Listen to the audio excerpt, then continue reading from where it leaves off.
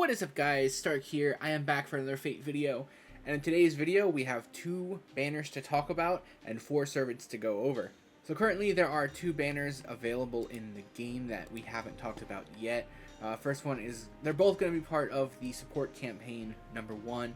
First one is going to be for Arjuna here, the second one is going to be for Dante's. Like I said, there's 2 different banners and there's 2 servants on each of these banners. However, only one of those servants are currently out in the game right now. But as you guys can see here on the screen, we do have the breakdown for the dates for Arjuna's banner. So for the 17th and the 18th and basically all of the 19th, it's going to be Arjuna rated up by himself. And then on the night on the 19th and going forwards until the 23rd, Karna will join into the mix. And then cutting over here to Dante's banner, it's the same thing, the same format. We're going to have Dante's rated up for the first 3 days, and then Nightingale takes over, and then they'll be rated up until the 23rd of January. Pretty simple, but we're going to go ahead and talk about all 4 servants in this video today. We're not going to do 2 different videos, partly because they're on the same banner, so they're already announced characters, and the other reason is because I will not be here this weekend. I'll be traveling, so I'm just going to get all this stuff into one video. And I do also want to make another video here coming up over the weekend. While I am away, I'll have it pre-uploaded for you guys to check out. Alright, so we are going to talk about Arjuna and Karna first. We're going to start with Arjuna though, because he's the one that's currently rated up. Arjuna, 5-star archer, been around for a very long time, gotten quite a few upgrades over the course of their tenure in the game. However, I still don't think it's quite enough to make Arjuna like super viable, unfortunately. But let's go ahead and take a look at him. So, going to be able to increase the own critical star drop rate and apply debuff immunity. Increase Noble Phantasm gauge by 25%. Recover own HP every turn for 5 turns. Gain critical stars every turn for 5 turns. Increase Noble Phantasm gauge by 10% each turn for 5 turns. So his second skill is really, really good. Definitely, it's not the way it always been. It's gotten a buff up. Actually, it's not. I don't think it's even available. No, it might be actually. But yeah, I don't use Arjuna very often because he's not really that good of a character.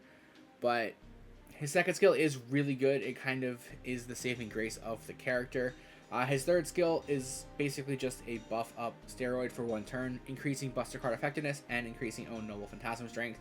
So you're going to use this pretty much the turn you're going to fire off your Noble Phantasm. Unfortunately, it does only last 1 turn, so after you nuke whatever you're going to be doing, his Noble Phantasm is an AoE.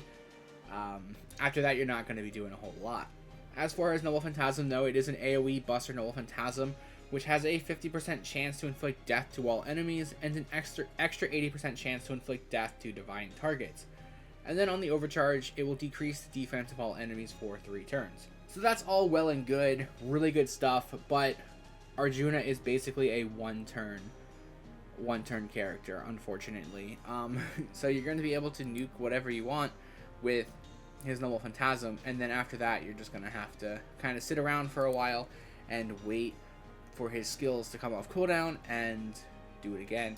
And by that point, you probably would have had better luck using a different character.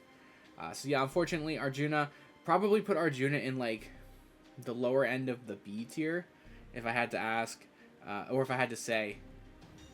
But overall, not a bad character. Alright, so next up is Karna. Karna is obviously one of my favorite characters in the game, but unfortunately, he's not the best character in the game, which sucks. I do use him more often than I probably should because I do like him, but yeah, he's not the best character overall. He has gotten better, though, with his upgrades over the course of the game, especially on his third skill, which makes him a little bit more viable than he would have normally have been, but still, I don't think it's doing too much here. There are definitely better options, but let's go ahead and go through it. First skill will inflict Noble Phantasm Seal on a single enemy, as well as decreasing debuff resistance for a single enemy.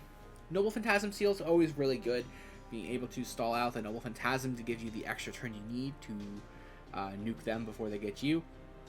Second skill is going to pretty much be the same skill as Arjuna with the Buster increase and the Noble Phantasm strength increase, again just for 1 turn. And his third skill is going to increase his own Noble Phantasm gauge by 30%, increase own critical star drop rate increase own critical star drop rate for 3 turns, increase critical strength for 3 turns, and gain critical stars. And then his Noble Phantasm is going to deal heavy damage to all enemies, decrease their buster resistance by 20% for 3 turns, and on the overcharge will deal extra special attack damage to all divine enemies. So I do also have Karna in the B tier, probably a little bit higher than Arjuna, and that might be a little bit biased because I like Karna, but it just seems like he has a little bit more staying power over Arjuna, being able to inflict that Noble Phantasm seal, as well as having like more sustainability with crits. So on his normal attacks after his Noble Phantasm, he can still do some pretty solid damage. And then like Arjuna's more defensive kind of oriented with the healing and stuff. So they're both kind of just okay characters though. Alright, moving on to Dante's. Dante's is probably the best of the 4 characters that we're going to be talking about today. But he's not seeing too much play at the moment because the quick meta is not really around. It's kind of had its time in light, and now we're on to Buster metas, or Arts metas. Quick doesn't see too much play anymore, but there was a point in time where he was a must-have servant, and that time might come around again. I'm not familiar with the JP meta, so that could be a thing that's happening. I would recommend trying to get Dante's if you had the opportunity to do so, but I wouldn't go out of my way exclusively to do that unless Scotty was like your only like support character and you need like a quick boost character. Then I would go for Dante's, because if that's all you have, then he's the guy. He's one of the best characters for that. He'll be able to apply Ignore Invincible to self for 1 turn, which is always really nice to get through all that defensive stuff the enemies have. He's also going to increase his own attack for 1 turn. His second skill can increase his own Noble Phantasm gain for 3 turns, as well as increasing his own Noble Phantasm gauge. He's also going to apply a buff to himself, where he's going to remove 1 buff from the target when attacking. So that's really nice, a little bit of a debuffer there. It is a upgrade, so you do need to upgrade his skill there, but it's really nice, a really nice upgrade for that. So definitely want to make sure you do that as soon as possible, because his second skill without the upgrade is just not very good. And then his third skill is going to decrease the Noble Phantasm gauge of a single enemy by 1, remove his own debuffs, and gain critical stars. Another really good support skill right there. And his Noble Phantasm will deal damage to all enemies, inflict evil curse to all enemies for 5 turns, and on the overcharge, he will decrease the defense of all enemies for 3 turns and inflict curse for all enemies for 5 turns. So overall, just a really powerful servant. I'll definitely have him in the A tier for me. I guess that does depend heavily on the meta, but right now quick isn't really important. So he does take a hit there for that, but definitely a really good character. I would recommend pulling for him if you don't have him, if you are able to spare the courts. Like, if we look at the servants coming out this year, I don't think he's in that list of characters you absolutely have to get, but he's definitely a character that I think you should have on your team at some point. Whether or not this is the banner to pull for him is entirely up to you, though. Alright, and then finally we have Nightingale. Nightingale is going to be a 5-star Berserker who's going to be okay. Probably the worst of the 4 characters that are coming out in this banner. I'm not too sure about that. But yeah, it's probably Nightingale, to be honest. She's kind of a support Berserker, which is really confusing when you think about it. But anyway, she's going to recover HP for all allies, for an ally, sorry. Apply debuff immunity to an ally for 3 times over the course of 3 turns. Apply instant death immunity to an ally 1 time over the course of 3 turns. Second skill will apply special attack humanoid to self for 3 turns. Apply special defense humanoid to self for 3 turns. And then third skill will be able to increase Buster Card effectiveness for an ally for 3 turns, increase Buster Card critical strength for an ally for 3 turns, and gain critical stars. So her third skill is really good, very effective in like Buster support teams, being able to boost up your like main heavy hitters attack to be able to do some really good damage. But outside of that, she doesn't see too much usability.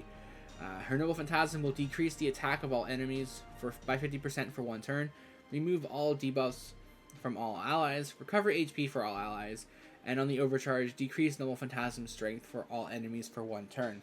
So it's a pretty good Noble Phantasm, but if you're going to be using Nightingale, you're probably using her for her 3rd skill, just to boost up that Buster attacker that you do have. But now with Koi and Skya out, she kind of does that too, and better, so Nightingale really just doesn't see too much play anymore. So probably a C tier character for me, if I had to say. Yeah, I don't know. A support Berserker character is just weird because they're going to go down pretty quickly as far as being attacked. So, yeah. Not too high on Nightingale, but Dante's is pretty good. He would be the only character I would recommend pulling for on any of these banners. So, they do all pretty much come back pretty frequently as well. Alright, so that's going to wrap up the video, guys. Let me know in the comments down below if you are pulling for any of these characters. Me, personally, I'm not pulling for them. I mean, I do have all 4 of them. But, yeah. That's it. That's all I got. So, thanks for watching, and I'll see you next time.